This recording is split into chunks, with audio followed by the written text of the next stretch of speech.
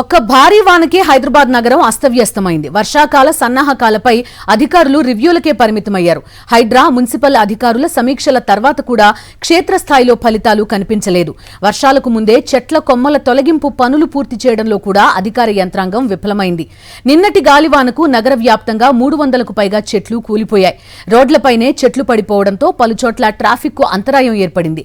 విద్యుత్ తీగలు తెగిపడ్డంతో పలు ప్రాంతాల్లో నిలిచిన విద్యుత్ సరఫరా కారణంగా జనం ఇబ్బంది పడ్డారు.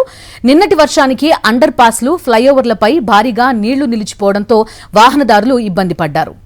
పూర్తి సమాచారం అందిస్తారు మా కరెస్పాండెంట్ సాయి కిరణ్. సాయి కిరణ్, ఒక్కసారి మాన్సూన్ అలా తాకిందో లేదో అప్పుడే హైదరాబాద్ మునిగిపోయిన పరిస్థితి చాలా ప్రాంతాల్లో. ముందస్తు చర్యలు, వర్షాకాలానికి ముందస్తు చర్యలు తీసుకుంటారు కదా, అవి ఎంతవరకు జరిగాయి, వివరాలేంటి? బిందు, హైదరాబాద్ పరిస్థితి ఎప్పుడు వర్షం వచ్చినా కూడా మనం చూస్తూనే ఉంటాం. వర్షం వార్తల్లో హైలైట్గా నిలుస్తుంది హైదరాబాద్. ఈసారి కూడా సేమ్ తొలకరి వానకంటే మొట్టమొదటి వానకే హైదరాబాద్ మొత్తం షేక్ అయిపోయింది. ఎక్కడ చూసినా కూడా నీళ్లు నిలిచిపోయినే ఉన్నాయి.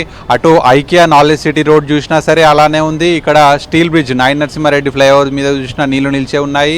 ఎక్కడ అండర్ పాస్లలో చూసినా నీళ్లు నిలిచే ఉన్నాయి. మొత్తం నిన్న ట్విట్టర్, సోషల్ మీడియా హోరెత్తిపోయింది. ఎక్కడ చూసినా కూడా హైదరాబాద్లో ఒక చిన్న చినుకే ఇంత ట్రాఫిక్ జామా. 20 నిమిషాల్లో వెళ్లాల్సినటువంటి గమ్యస్థానం చేరాల్సినటువంటి వాళ్ళంతా కూడా దాదాపు 3-4 గంటల పాటు హైదరాబాద్ ట్రాఫిక్లో నిలిచిపోయి ఉన్నారు. నిన్న సాయంత్రం 5 గంటలకు ఆఫీస్ అయిపోయిన వాళ్ళు రాత్రి 11 గంటలకు ఇళ్లలోకి చేరుకున్నారు. అంటే నిన్న కురిసినటువంటిది కేవలం ఫస్ట్ వాన హైదరాబాద్లో 12 సెంటీమీటర్ల వర్షమే. కానీ దానికే ఇలా అయిపోయింది. అంటే ఈ వర్షం వస్తుంది అనేటువంటి, జూన్ వస్తుంది అనేటువంటి ముందే మే ఎండింగ్లోనే అటు ఈ జిహెచ్ఎంసీ కావచ్చు, ఈ మున్సిపల్ శాఖ అధికారులంతా కూడా ఎక్కడికక్కడ రోడ్ల మీద వాటర్ నిల్వకుండా చేయాలి. ఎక్కడికక్కడ అయితే పుడిక తీతలు ఉంటాయి వాటన్నింటినీ తీసేయాలి.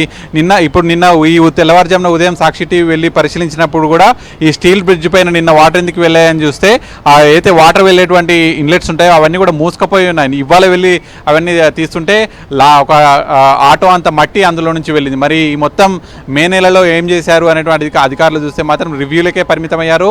మొత్తం ఎక్కడ చూసినా కూడా చెట్లు విరిగిపోవడం, అంటే ఈ బలహీనమైన చెట్లు ఎక్కడెక్కడ ఉంటాయి వాటన్ని కూడా తొలగించాలి ఈ వర్షాకాలం ముందే. సో దానివల్ల అవి విద్యుత్ తీగల పైన పడవు. కానీ నిన్న సాయంత్రం కరెంటు పోతే రాత్రి వరకు ఎక్కడ కరెంట్ రాలే. చాలా కాలనీలలో కూడా అంధకారం అయిపోయాయి నగరం అంతా కూడా. చాలా మంది ట్విట్టర్లలో హోరెత్తించి ఆ ప్రభుత్వాన్ని మొత్తం కూడా ప్రశ్నించారు. కానీ ఒక్క వానకే ఈ విధంగా ఉంటే పరిస్థితి ఇంకా 2-3 నెలలు హైదరాబాద్లో పెద్ద ఎత్తున వానలు వస్తాయి. ఎప్పుడు చూసినా కూడా ఎవరో ఒకరు చనిపోతూనే ఉంటారు నాళాలలో పడి. నిన్న కూడా బండ్లగూడలో 2 చనిపోయారు విద్యుత్ తీగలు తగిలి.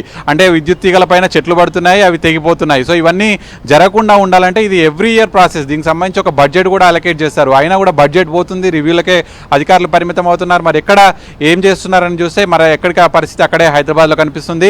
అటు హైటెక్ సిటీ నుంచి మొదలు పెడితే ఇటు ఉప్పల్ వరకు మొత్తం నగరం అంతా కూడా ప్యాక్ అయిపోతుంది. వర్షం వస్తే ఆఫీస్ నుంచి ఇంటికి వెళ్ళాలంటేనే ఆలోచించాల్సినటువంటి పరిస్థితి ఉంది. మెట్రో స్టేషన్ల దగ్గర చూస్తే మొత్తం పెద్ద ఎత్తున క్యూ లైన్లు కనిపిస్తున్నాయి. సో ఎక్కడ చూసినా కూడా నగరవాసి మొత్తం కూడా తీవ్ర ఇబ్బందులు పడుతున్నారు. సో మరి అధికారులు ఇప్పటికైనా మేల్కొనాలి. హైదరాబాద్లో వాటర్ లాగింగ్ ఎక్కడెక్కడ ఉంటాయో అవి లేకుండా చేస్తేనే సవ్యంగా ట్రాఫిక్ అనేటువంటిది వెళ్తుంది అనేటువంటిది సగటు హైదరాబాద్ కోరుకుంటున్నారు. Right Sai Kiran, thank you. మరిన్ని అప్డేట్స్ కోసం ఛానల్ ను సబ్స్క్రైబ్ చేయండి. నోటిఫికేషన్స్ కోసం బెల్ ఐకాన్ పై క్లిక్ చేయండి.